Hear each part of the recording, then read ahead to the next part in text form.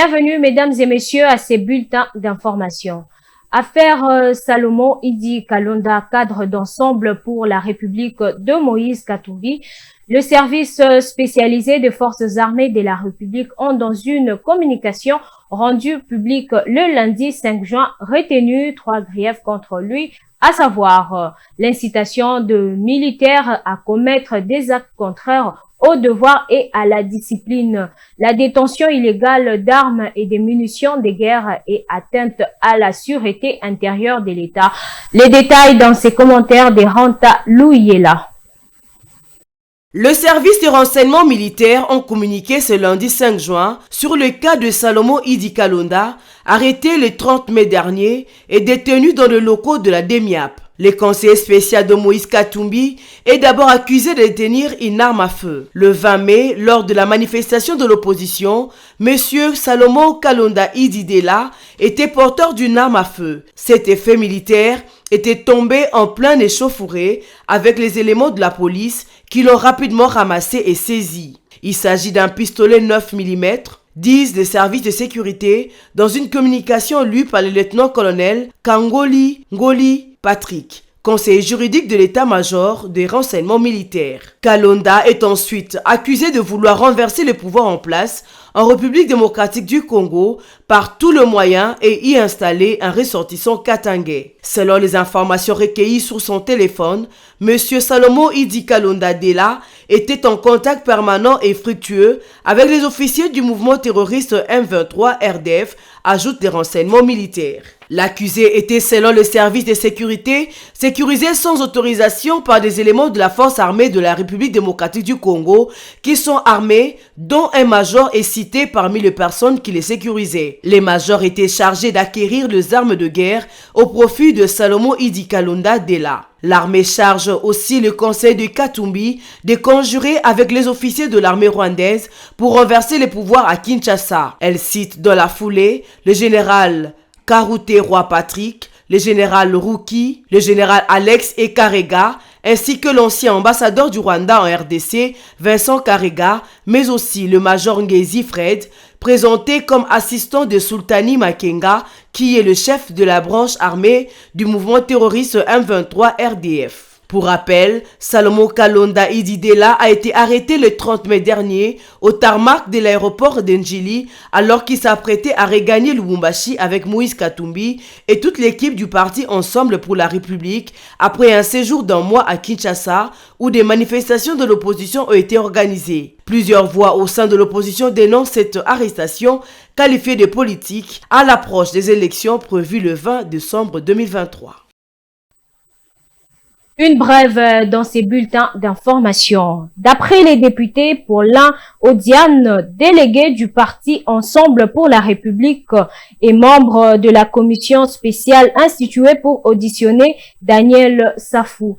Il a indiqué que le sort de Safou sera connu ce mardi 6 juin, allais-je dire, à l'issue d'une autre réunion de la commission. Le bureau de la commission félicite Safou pour avoir répondu à l'invitation et de déposer son rapport acquis de droit. Après son audition, les députés Daniel Safou est sorti déterminé, refusant de s'exprimer devant la presse. L'élu de Moamba a simplement lâché « Mieux vaut être crucifié que de crucifier la vérité ». C'est ce qu'avait dit le cardinal Maloula. Certains membres de cette commission laissent entendre qu'elle est composée d'environ 45% des gens qui se plaignent et craignent de voir lors de la sentence la commission décider de la levée des immunités parlementaires de Daniel Safou. Il faut retenir que cette audition a duré plus de 3 heures. Il est attendu à Luanda, en Angola, le 23 juin, un sommet quadripartite sur la paix et la sécurité dans l'Est de la RDC avec l'implication de la CIRGL, la SADC, l'EAC et la CAC avec la participation des Nations Unies qui sera lancée, allais-je dire, par l'Union africaine. Cette grande rencontre aura pour but d'améliorer la coordination des efforts et des initiatives de paix dans la région du Grand Lac. Une décision prise et annoncée au cours du 10e sommet extraordinaire sur la paix et la sécurité dans l'Est de la République démocratique du Congo et la République du Soudan. Un sommet quadripartite sur la paix et la sécurité dans l'Est de la RDC avec l'implication de la CIRGL, la SADC, l'EAC et la CEAC est prévu à Luanda le 23 juin. Il connaîtra la participation des Nations Unies et sera placé sous l'égide de l'Union africaine. Il aura pour but d'améliorer la coordination des efforts et des initiatives de paix dans la région de Grand Lac.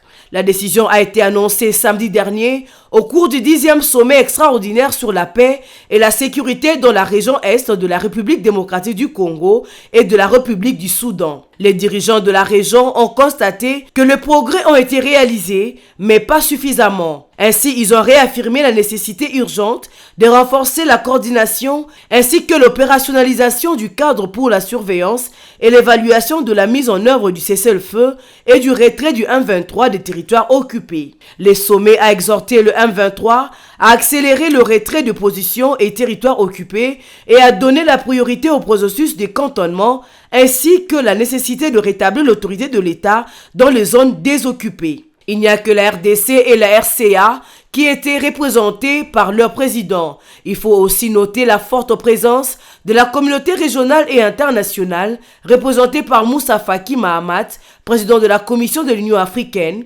Joao Samuel Kaolo, secrétaire exécutif de la conférence internationale sur la région de Grand Lac. Il n'y a que la RDC et la RCA qui étaient représentés par leur président. Il faut aussi noter la forte présence de la communauté régionale et internationale représentée par Moussa Faki Mahamat, président de la Commission de l'Union africaine, Joao Samuel Kaolo, secrétaire exécutif de la conférence internationale sur la région de Grand Lac. Plus de 1000 ménages passent la nuit à la Belle Étoile dans la commune de Kadutu, à Bukavu, au sud Kivu. Dans la nuit du 3 au 4 juin, un incendie gigantesque a ravagé leur maison. La société civile avance un bilan de plus de 600 maisons sont parties en fumée. Les dégâts matériels sont importants. Aucune perte en vies humaines n'est pour l'instant signalée. Suivez. À la tombée de la nuit, les habitants de Kadutu comptaient passer une nuit calme. Mais c'était sans compter avec cet incendie qui s'est déclaré la nuit des samedis à dimanche sur l'avenue Kanzaïr dans ces quartiers populaires de la ville de Bukavu. Le feu a commencé timidement avant de s'étendre faute de secours. Selon les témoignages recueillis sur place, le feu a commencé aux environs de 21h. Il n'a été maîtrisé par les jeunes du quartier que vers 2h du matin. Environ 600 maisons sont parties en fumée et aucun mort n'a jusque-là été signalé.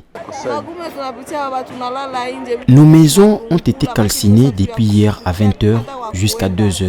C'est pourquoi je suis inquiète comme ça. Ma maison est là. Aucun objet n'a pu être récupéré à l'intérieur. À quoi est dû cet incendie? Pour l'instant, la question demeure. Même le bourgmestre de la commune de Kadutu n'en a pas la réponse. Après l'incendie, Jean-Pierre Mizindi est venu sur les lieux pour constater le dégât. Que ce soit les biens essentiels du ménage, que ce soit les cahiers pour les enfants, donc et les enfants et les parents, tous ont tout perdu. Voilà un peu le bilan définitif pour le moment. En termes de morts, il n'y en a pas, Dieu merci. Mais en termes de biens matériels et de maisons, c'est vraiment catastrophique. L'appel de la commune, c'est encore une fois un appel à la solidarité. Nous appelons notre gouverneur de province de venir et d'assister cette population qui a tout perdu.